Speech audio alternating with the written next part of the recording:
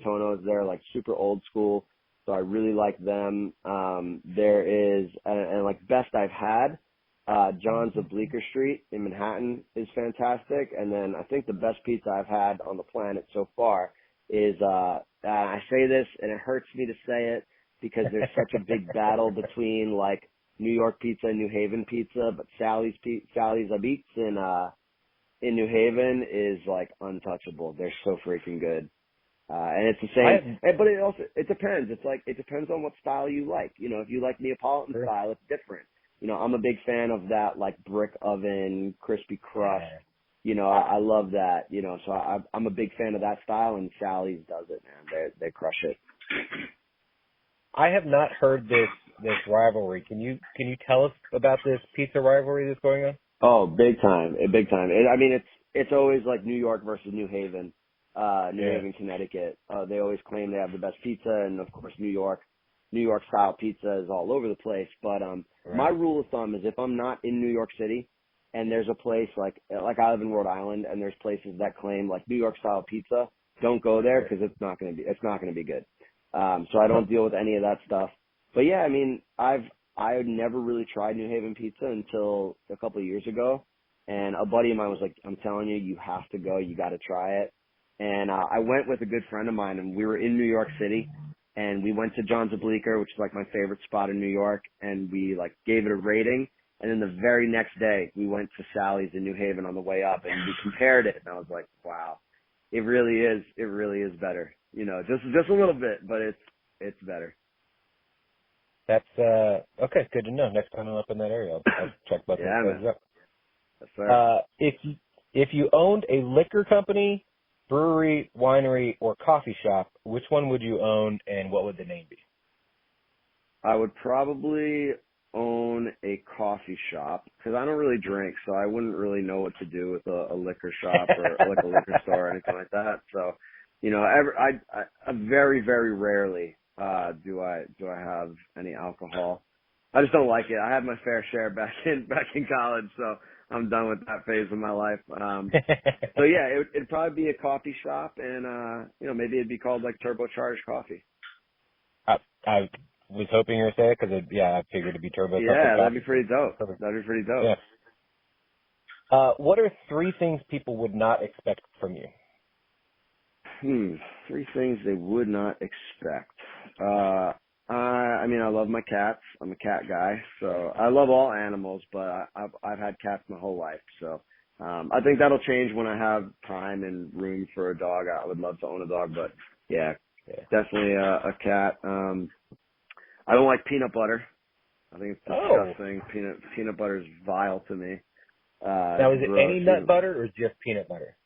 No, just peanut butter. I can do almond butter. I don't mind almond butter, but something about peanut butter, and my wife is shaking her finger at me as we speak. But yeah, I just something about peanut butter. I can't touch it. I never had peanut butter and jelly. I won't do it. I don't like it. Even as a kid, never liked it. Nothing. Not for me. And something else people would be surprised about. I mean, I guess people would be surprised that I'm pretty friendly. I mean, a lot of people, like even when I first met my wife, like everyone in the gym just thought I was all business all the time and just kind of stoic and honestly kind of an asshole. Like, because when I'm there, that's my place where I need to focus and be like rock solid, lasered in. So, you know, a lot of times when people see me out and about, it's like I'm on my way to do something and I'm so focused. I've got tunnel vision. And I'm like that with almost everything. But I think what people are surprised about is when they actually get to know me, I'm like super bubbly, like, you know, kind of a goofball and just like to have a good time and laugh and joke around. And I'm a pretty friendly dude and I don't really get upset very easily. So, yeah, I think that's the biggest thing that people don't recognize about me is that I'm just like a regular dude.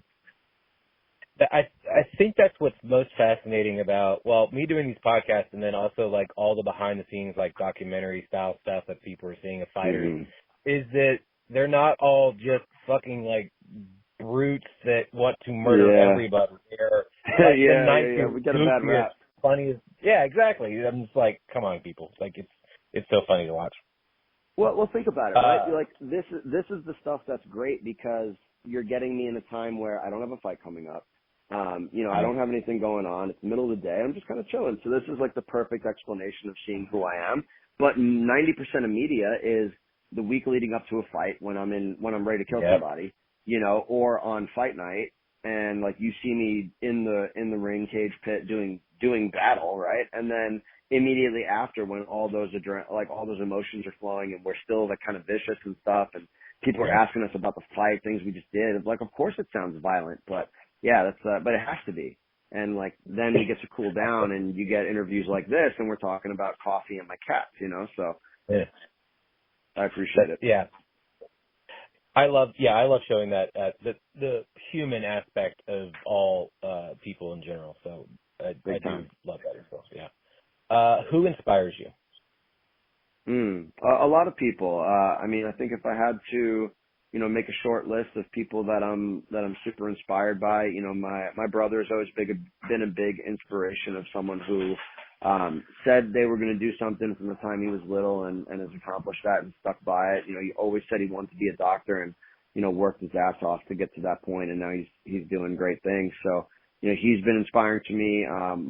One of my first coaches, Jody Tension, is super inspiring on so many levels. He's taught me so much about being a man, a martial artist, a competitor, a brother, a husband. So I learned a lot from him. So he still inspires me with the way he runs his business. And, my wife is just crazy hardworking, never stops, does things that I wouldn't even dream of doing, I think those. And then honestly, my coach now, Andrew Cornell, is a super inspiring person. I aspire to be a lot of what he is. He, consummate family man, but just finds a way to make time for everyone and puts his all into everything. And I think that's one of the reasons why he's so successful. He's just so driven and passionate. So I got a great circle, man. I'm very fortunate. That's awesome. Yeah. A good circle really helps people, and, a bad circle can also destroy somebody. So it's a good thing that you have a good circle around you. That's right. Yeah, you are the sum of the 5 people closest to you. Exactly. I love that quote. Mm-hmm. What would you tell your 17-year-old self? Oof. My 17-year-old self. Don't stick around too long. Oh, that's a good one.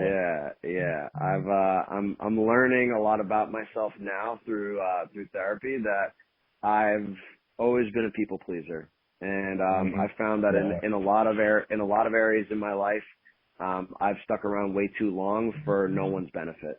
So if it's not serving you, let it go. And I found myself in many of those situations where maybe.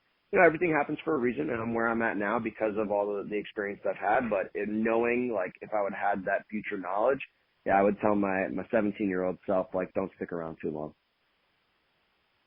That's awesome. I had the same issue with people pleasing, and the fact that I also have FOMO doesn't help the fact that I'll stay longer than I probably need to in certain places. Exactly. So, Big time. I get in trouble for, I still get in trouble for being, my girlfriend would be like, all right, time to go. And I'm like, but we're still, and she's like, no, let's go. No, time to go. That's true, yeah. So if people want to find out more about you, follow you online, check out your sites, how can they do all the things?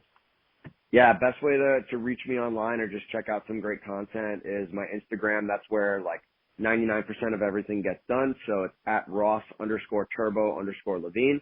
Definitely give me a follow, check out my content, shoot me a DM, just say what's up. I'm happy to chat about anything and everything. I do have a Facebook page and an athletes page on Facebook. And if you want to follow more cool stuff on Karate Combat, all of the Karate Combat fights from the entire inception of the company is free on YouTube. So you can go to YouTube, Karate Combat, their website, karate.com. How they got that IP, I have no idea, but shout out to Karate Combat for doing that. So karate.com, and just stay tuned with everything coming up. There's a show coming up in May, a show coming up in June. Both of those are live in Miami. So if you've never seen it, check it out. And if you have the time and it's near you, go to a live event. You won't be disappointed, and it'll change your mind on combat sports. I can't wait for y'all to come to Texas. I'll definitely be at that show. Ross, thank you so much for your time. Like you said, your Instagram is is so great, and you're so active on there, and you're helping so many people, with your physical therapy, and then also motivating them with what you're doing with karate combat. So thank you so much, and we look forward to talking to you again in the future. I appreciate it so much. Thank you for the great interview, and I'm more than happy. Anytime you want me on, I'm there. I'll sign you up then. Yes, sir. Have a great rest of your day. Thanks, sir. You too.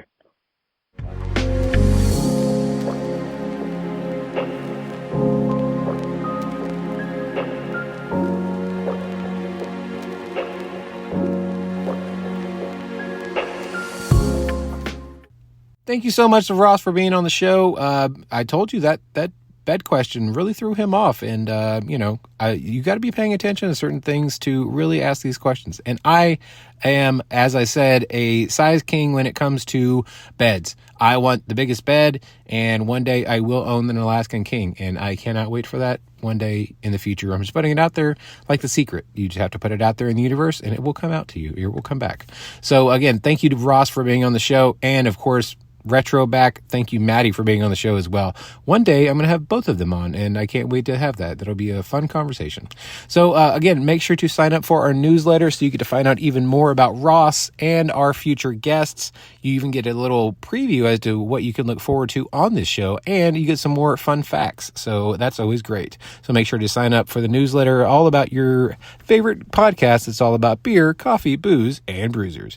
And if you want to follow us on the social media, it is Brewsers Pod. That is BREWSERSPOD on the Instagram, the Twitter, and the Threads. And if you want to send us an email, it is brewserspod@gmail.com. We are also on Facebook, YouTube, the Reddit. We're on everywhere. We got it. Well, we might do TikTok in the future. Not too sure. Maybe one day. Anyway, if you want to follow me directly, it is Roadie John. That is RODIEJON. Roadie John is the name on the Twitter and on Untapped. So if you want to find out what I'm drinking, and I can find out what you're drinking, go follow me, and we can cheers each other. Maybe have a beer sometime. And if you want to follow me on the Instagram or the Threads, it is official Roadie John. And if you send me an email, it is roadiejohn@gmail.com. So until next time, make sure to go out and enjoy life, drink local, and cheers.